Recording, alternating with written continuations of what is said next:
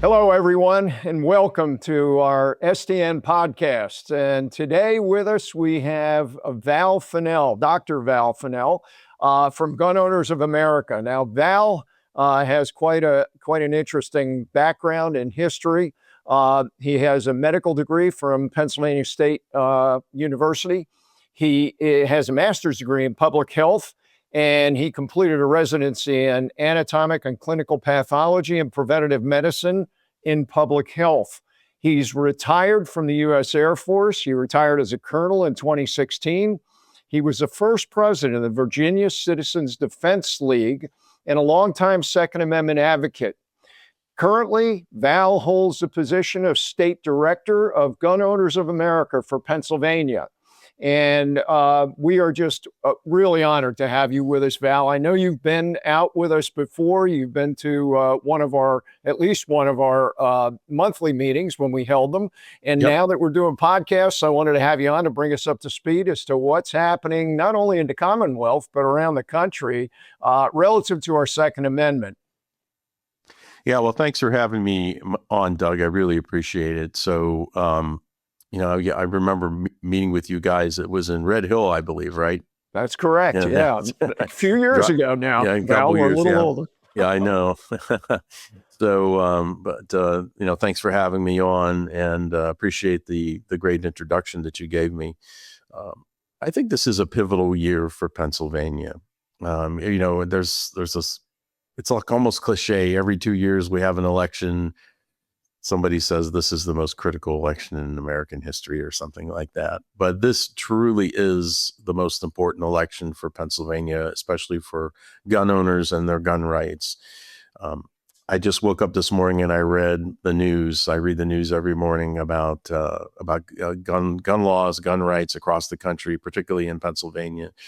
And I read something where Governor Shapiro is now dumping in $3.3 million into not only congressional races to try to flip Congress back to the Democrats, but also to try to get a trifecta in Pennsylvania. So if your viewers don't know, the Pennsylvania House has a narrow Democratic majority of 1 vote right now, and the Senate has 3 votes in favor of the Republicans.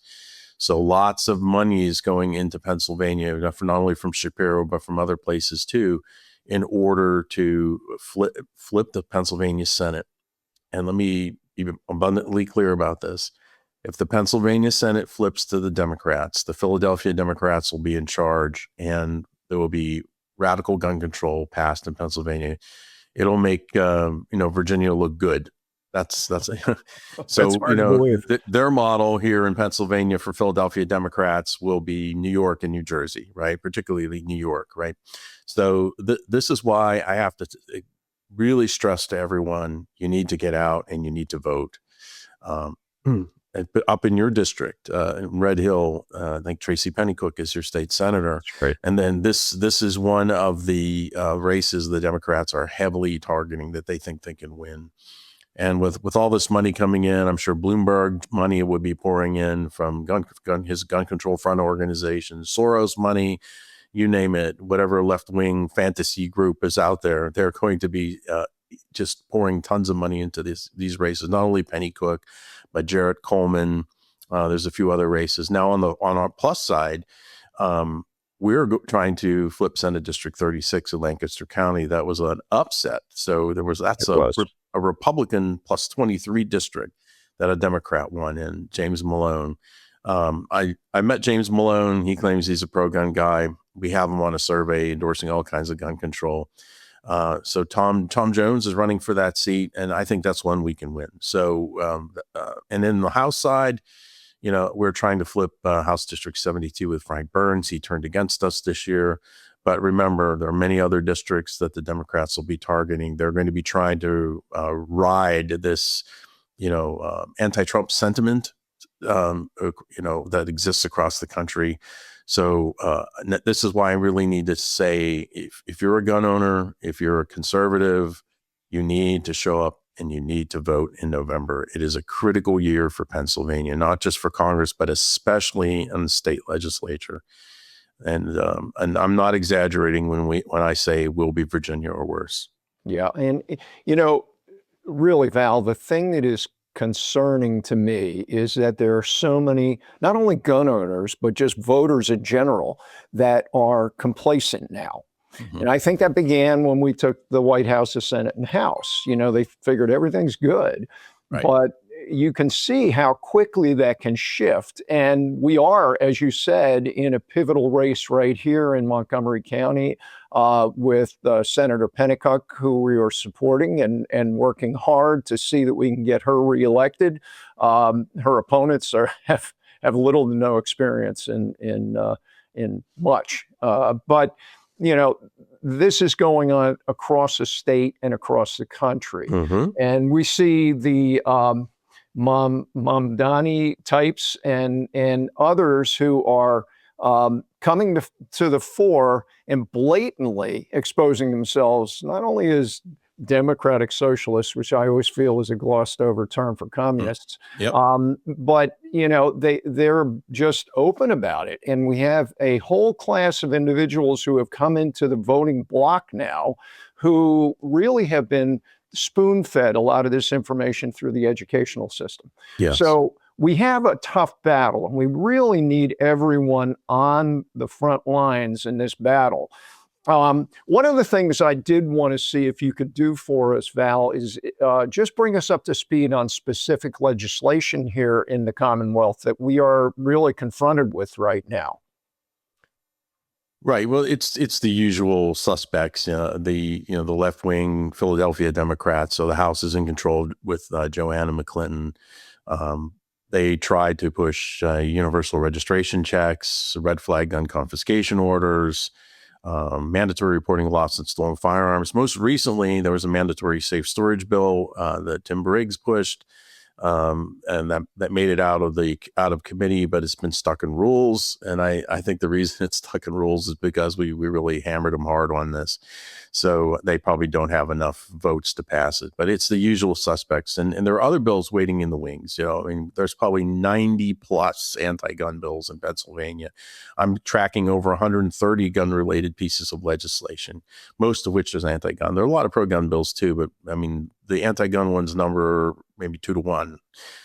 So some of these bills, like universal registration checks, I think they passed the House, and now they're going to be stuck in the Senate. Mhm. And then this is why the Senate is important, because right now, and I'm going to make sure everybody understands this.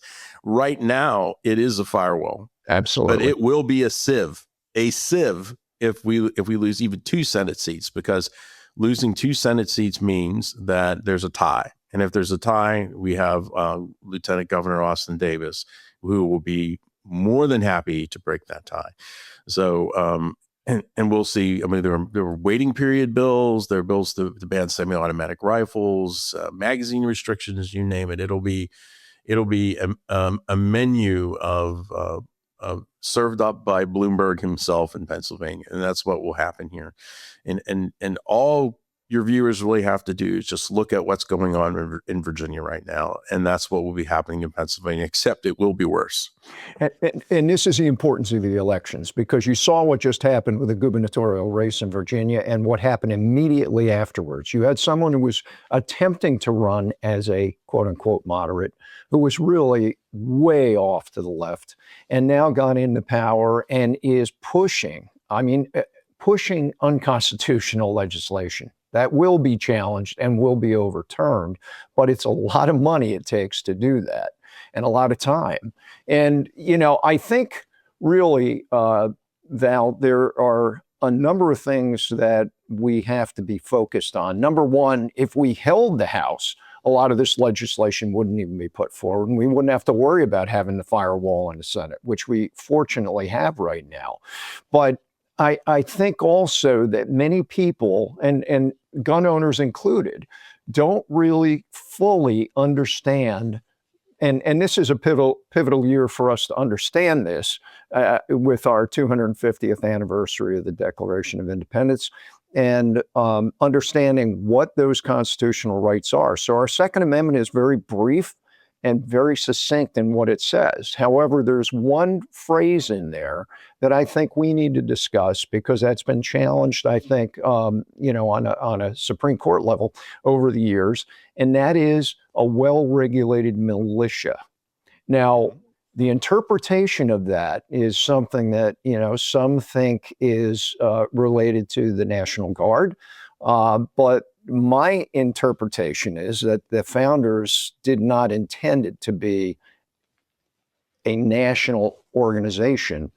It was local individuals who came to the fore in the militia, grabbed their Kentucky rifles and ran out the door. And, I wonder if you could just expound on that and help us clarify for folks what, in fact, that actually means and how it's been interpreted even in past rulings by the Supreme Court. Yeah, so that's a really good question. So even to this day, the anti-gun lobby will continue to lie, and they are lying about this, that a well-regulated militia means it's a collective right, right? So in other words, it's like you were alluding to, it's the National Guard or some sort of collective body, and that's all it guarantees. Well, this is not the case. Well-regulated at the time means a well-trained, right? So it's a well-regulated militia, well-trained, being necessary to the security of a free state. The right of the people to keep and bear arms shall not be infringed. When the Constitution says the people, it means the people. When the Constitution says the states, it means the states. And so I think that was the Heller decision that was really decided it was an individual right. And remember later in the McDonald decision, there was incorporation of the Second Amendment into the 14th Amendment, which means it can be enforced against the states. So that's kind of the background. But in Pennsylvania, we don't have to worry about that because Article 1, Section 21 of our Constitution says the right of the people to bear arms in defense of themselves, very clear, and the state shall not be questioned. Where's the militia clause? Yeah, nothing. It's not, it doesn't exist, right? Right. So, so in our state, it's very clear. It's much more strongly worded. There's no balancing test. It's the strict scrutiny, intermediate scrutiny, whatever. There's no balancing test. It's like, it shall not be questioned, right? Yeah. So our state constitution is very absolute when it comes to the right to keep and bear arms. And we're dealing primarily with state legislation. When we talk about what's going on in PA, of course, there's federal legislation too, but that's really what your viewers need to know. It's like our Pennsylvania Declaration of Rights, Article 1, Section 21 of the Constitution is much more strongly worded. There's no militia clause.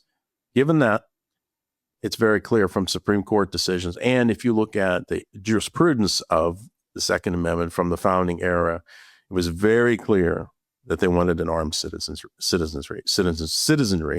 Sure. And you're right. And it was an individual right. It was clear. And so to perpetuate this lie now, after Supreme Court decisions, after volumes of legal scholarship that's been written on this, I mean, it's really wrong, right? They're trying to confuse people. They're trying to dupe people into believing that it is this collective right. It is not a collective right.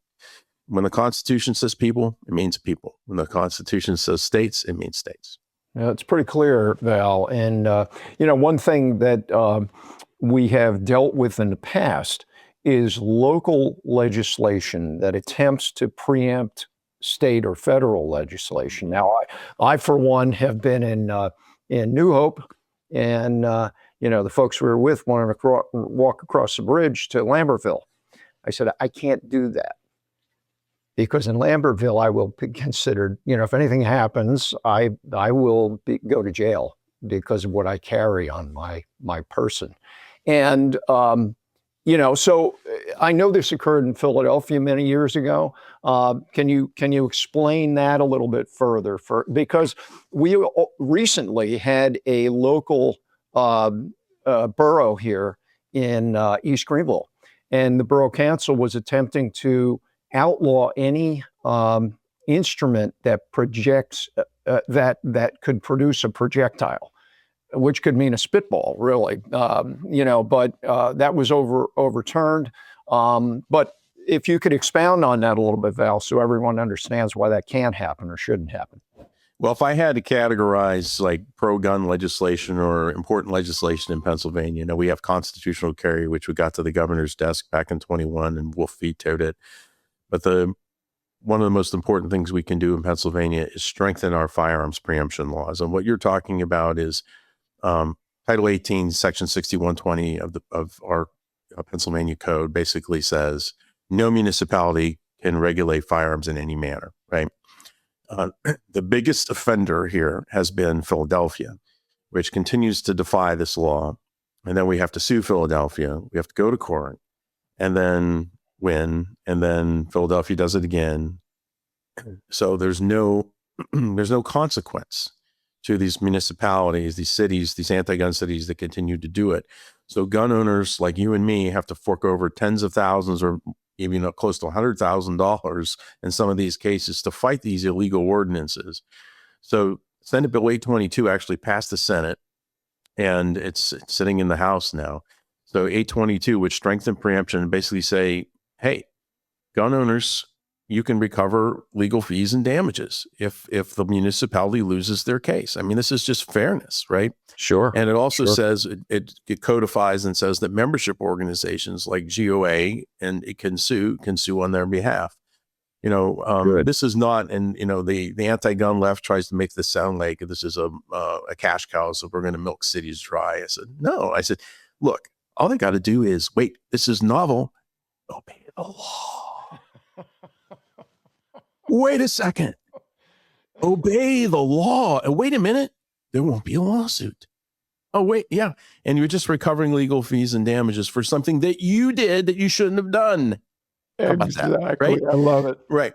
So the big case that we have right now is we're challenging Philadelphia's homemade firearms ban. And we had oral arguments this spring in the Supreme Court of Pennsylvania. So we're waiting on that decision. So that's going to be a seminal decision because the court is actually looking at the construction of how the statute is written for the first time. So we're hoping we get a decisive victory against Philadelphia. But and this is why getting control again of a pro-gun majority in the Senate, House, and the governorship, where we're backing Stacey Garrity for governor, is so important. Because if we pass the strength of preemption bill, this ends all of these all the shenanigans will end overnight because they know they'll be on the hook financially if they violate the law. And that's what it all comes down to is finances ultimately, whether it's something good or bad, dollars rule. And, I have to say that things have changed so much, Val, since we were younger. I know when I grew up in Edison, New Jersey, there was a gun manufacturer. And the guys who worked there as machinists on weekends could come in and work on their own guns and take them home when they were done with them. Mm-hmm. To your point with manufacturing firearms. So, it's so dramatically different, and you mentioned, following the law. Well, I don't know anyone in my purview anywhere that I've come into contact with over the years who's a firearms owner who is not aware and stringently follows the laws. It's the guys who get them illegally or are using them nefariously that don't. Yeah, exactly. And recent example of this is the lawfare that goes on between states, right? So New Jersey is actually suing a gun show promoter in Pennsylvania because in Pennsylvania, they sold P80 kits or firearms kits that you can put together yourself. And some people bought those and took them back to New Jersey, and some people used them in crimes. Mm-hmm. Well, look, it's the person's responsibility. The fact that they made a homemade gun is irrelevant. What matters is the crime itself, right? Correct. If you commit an armed robbery, or you're a drug dealer, or whatever, murder, go down the list, right? That's what's important. The instrument they used isn't, right? So they want to blame the inanimate object rather than the behavior of the human being. and punish the crime. And this is classic New Jersey, right? And this is why I keep coming back to this. We got to pay attention to elections because Pennsylvania will just join the club. Yep, 100%. And you make a good point, Val. It's personal responsibility, and that goes well beyond the Second Amendment. But we seem to have lost sight of personal responsibility, and we always look for who we can sue ultimately. Right. In this case, it's the gun manufacturers, which I think is totally insane. Yeah, exactly. There's actually another bill in the pro-gun bill by Tina Pickett is the primary sponsor in Pennsylvania for this one. It's our version of what we call PLACA bill, Protection and Lawful Commerce in Arms Act, or PLACA is what we call it. And what it would do, it would remove these frivolous lawsuits against gun manufacturers for these negligent marketing claims, or marketing claims where you were marketing to children or to criminals, and so this is a big initiative of GOA, not just in Pennsylvania but in other states, to protect the gun manufacturers from frivolous lawsuits. And it doesn't mean that all lawsuits are prohibited against gun manufacturers. If there's a defective product, it's just like any other product, right? Sure. I mean, there's litigation about that now with other manufacturers. What this tries to do is protect the industry from frivolous lawsuits. And I know you're in the healthcare field, Doug. You're a chiropractor, as a medical doctor. Still am, even though I'm not actively practicing. But the model that they're following for guns and lawsuits is the tobacco model. And it's going after the tobacco companies. If you remember Joe Camel, they're marketing to children, and they tried to hook kids on tobacco products, and so they're taking that right out of the tobacco playbook, and then going after the industry, making the fun, tobacco cessation programs. And so this is just a replay. But the big difference is owning a firearm is a constitutional right. That's right. Okay. And in order to own a firearm, someone has to make a firearm. So it's part of that chain of your rights, from either you're making it yourself, which I think everybody has had a right in this country. I know they've had a right in this country since before we're founding, or you have to buy it from a manufacturer. Right. It should be your choice. Most people buy guns from manufacturers, and they don't. So if you sue the industry out of existence, then we don't have any rights, right? And that's what they're doing. And of course, we knew the tobacco industry wasn't really going to go away because the state makes way too much money, and the federal government on excise taxes, right? How much Pennsylvania has an excise tax on tobacco? It's like they want the money to keep coming in with the tobacco, right? But I think it's far more nefarious with firearm manufacturers. Of course, the government needs manufacturers to fund wars and for police departments and things like that, for government contracts. But it would truly be devastating to the industry with these lawsuits. Like in Massachusetts, they're having bills we call them strict liability bills, to hold the industry, quote unquote, responsible for marketing. And it's really designed to put most of the industry out of business or severely restricted to just government sales. That's what they want. Yeah. And, come back to my earlier point. It's all about the money. Right. They're making money. The government is making money on firearms as well. Yes.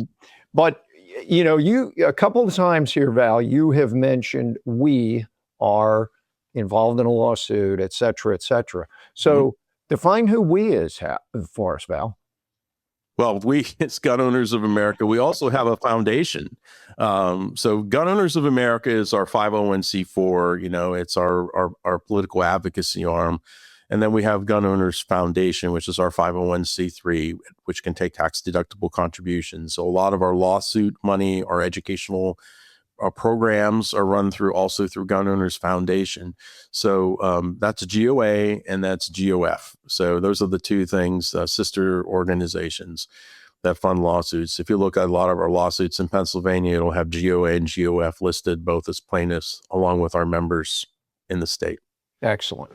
One of the things that I brought up during COVID to our members is, the one technique that was being utilized at that point was divisiveness, dividing us up, separating us from one another. And the key to our success, honestly, is unification. We have to unite behind common purposes. And in this case, we have to unite behind the Second Amendment and our right to keep and bear arms. Now, you guys are only going to be able to do that through organizations like VAL's, Gun Owners of America. I am a life member of Gun Owners of America and have been for many years. And it's very easy to join, right, Val? Because we're going to have all your information up here and Right. probably a QR code that all you have to do is scan. And maybe you can give an idea what that involves and what they receive for being a member, Val. Absolutely. The easiest way to join the organization is to go to the website. It's gunowners.org/join. Okay. And it's $25 a year. That's our basic membership. Now, we also have other levels of membership like you. You have a life membership. We have Patriot membership where you can increase your commitment. So that is it. And the most important thing that you get from a membership at GOA is you get plugged into our activist network. So in other words, you get our emails, and then we're different than other organizations because when you get an email from GOA, it's not a fundraising email. It's basically take action, click here, send a message to your state rep, send a message to your congressman. And, at the end, on the back end, we might ask you for a few dollars, but it's really everything it's action oriented. We're about mobilizing and confronting with gun owners to their elected officials. So that's our model. So that you're supporting that. That's the most important. That's the most important. We do have industry discounts with a membership, through various manufacturers for different products. And when you join, you'll get a list of those things. So, but most important thing is you're contributing to our mission. And if you want to help support lawsuits, then you can make a donation to Gun Owners Foundation. So you'll see on everything that STN sends out, we have a quote from Thomas Jefferson. And the quote, and I'll paraphrase, is, "In order to remain free, it is the responsibility of every citizen to be informed." How are you going to be informed if you don't get the information? And GOA is a great place to get information. Go ahead, Val. I'm sorry. No, I was just going to agree with you. I don't know about you, Doug, but I get bombarded with a lot of stuff all day long, right? It's like, I do have to go shopping. I do have to paint the house, right? I have to do all kinds of things, right? And but when I belong to an organization like GOA who's watching this stuff for me, then when I get an email or a text message for them, I don't have to pay that attention. Somebody's watching for me. And they empower me to make it easy for me to take action. Right. So that's the power of belonging to an organization like GOA, because, none of us have the bandwidth to watch the legislature, in your state and in Congress. Who has the time for that?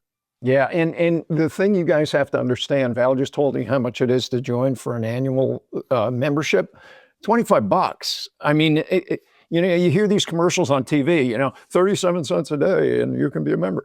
That's like less than a penny a day, guys. Mm-hmm. I mean, let's get real here. If you can't cough up $25 to save your Second Amendment rights, there's something wrong here.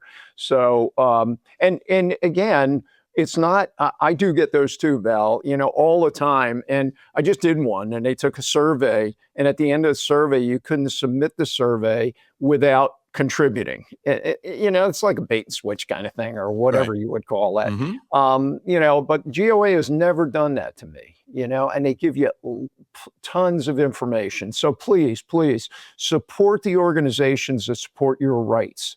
And GOA is a great one to do that for you. And there's just tons of information. So I had to put a plug in for you, Val, and I want to get all your information out. Absolutely. And if there's anything else you want to send out for you with this podcast, we'll do it.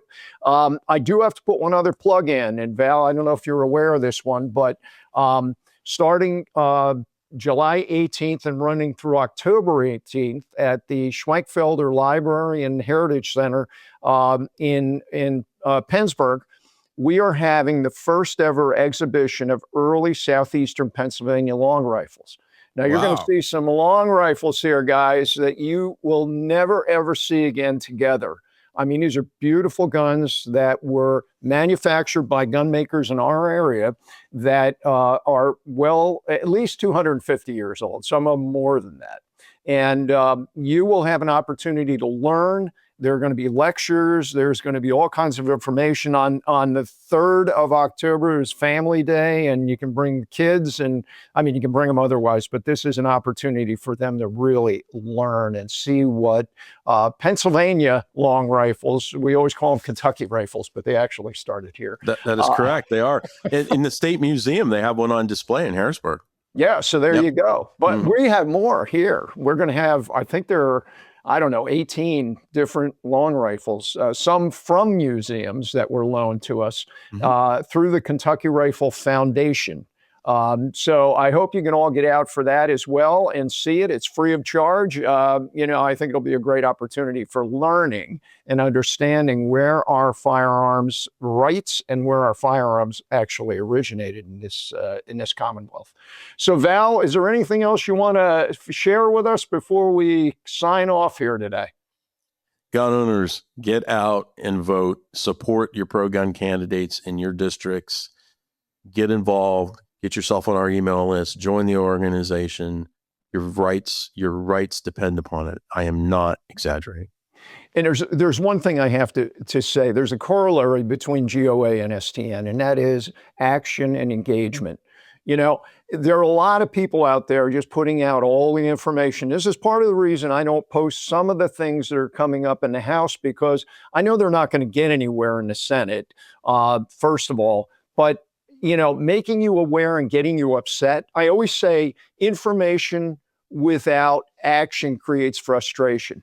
And we don't want to create more frustration. We want to give you opportunities to learn things, to learn what you can do and engage in the process. So to Val's point, get out and vote. I mean, if you don't realize how important it is on a local, school boards even, we just had over 12% increase in our taxes because our school board just raised the taxes over 12%.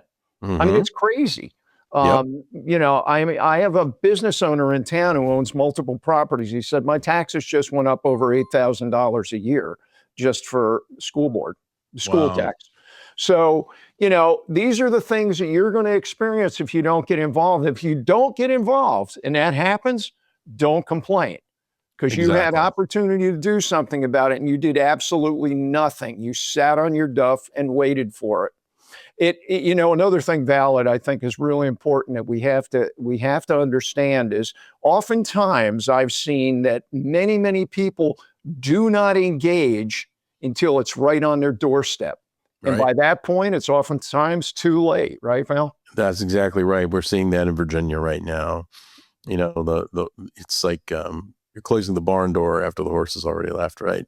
Exactly. Exactly. Right. And that's human nature. When things are going well, you don't pay attention to it. And then when things start to go bad, you start to. But this is why you have to be vigilant. The price of liberty is eternal vigilance. That's right. That means vigilance in good times and vigilance in bad times. But if you don't stay vigilant, you will lose your rights. Absolutely. So I want to thank all of you for watching us today. I want to thank Val Finnell for his hard work and labors to keep our Second Amendment free and clear here in the Commonwealth. Thank you. And Val, thank you for coming on today. I appreciate your time, my friend. It's always a pleasure. Take care. You too. Thank you.